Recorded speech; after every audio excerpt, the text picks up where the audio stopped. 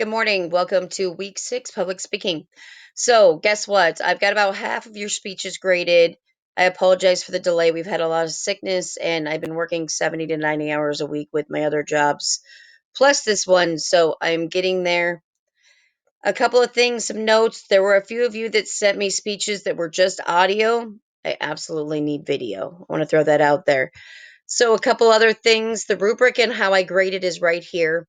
The informative speech examples and helpful links are right here.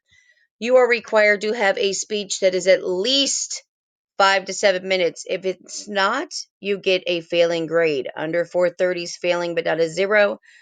Over 7 is a 10-point deduction. Over 8 is a 20. Over 9 is a failing, but not a zero. So please, please practice. If you read word for word, that is a 20% deduction on your grade. Also, you must have an audience of at least 4 people, and it needs to be presented in a public space. So, your apartment, your house, any of those locations are not public spaces.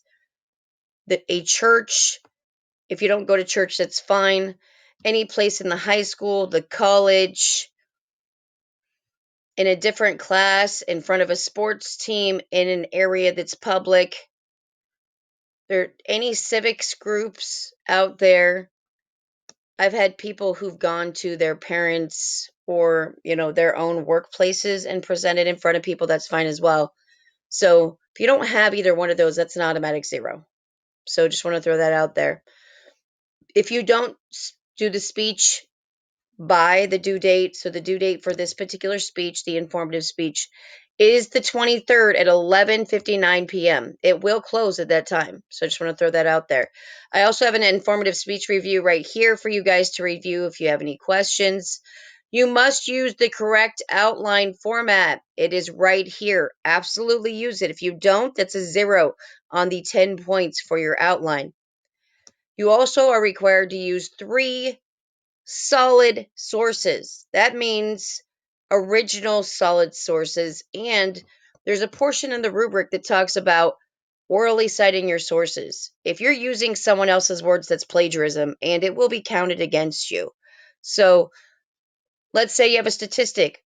According to the US Census Bureau, 10%, yada, yada, yada. Make sure you put it within the speech when you say it.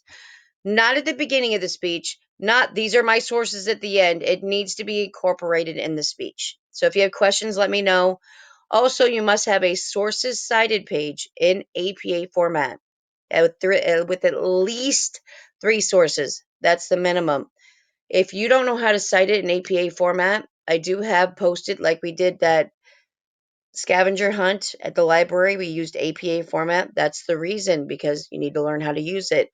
You can use the online writing lab for Purdue University. Citation Machine has some, but it does not source everything correctly. So if you run into questions, let me know. Now, as for grading, like I said, I have half of your speeches graded. I'm working on some today. I do have 12 hours of work. So in between my students that I'm working with, I will be doing some grading. I should have all of them completely updated on Tuesday, plus your week 5 stuff. So your discussions and other stuff should be graded as well by midnight tomorrow, which will be the 7th business day. So this is due on Sunday. It's 100 points, so it is a large part of your grade. So please be sure to do it correctly. Remember to go through chapter 13. An informative speech, I can talk today, is a person, a place, an object, an idea, or an event.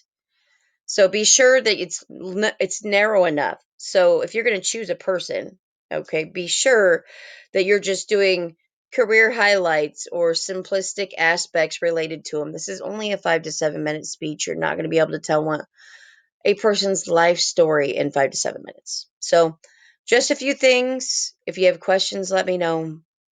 Email. You can, I'll be checking Blackboard email every week. I'll be checking my regular email, not every week, every day. Or you can contact me at 641-351-9829. Be sure to tell me you're an online public speaking student. Otherwise, I have a lot of classes, so I won't know who you are. So have a great day. Drive careful. We're supposed to be getting some rain out there that might freeze.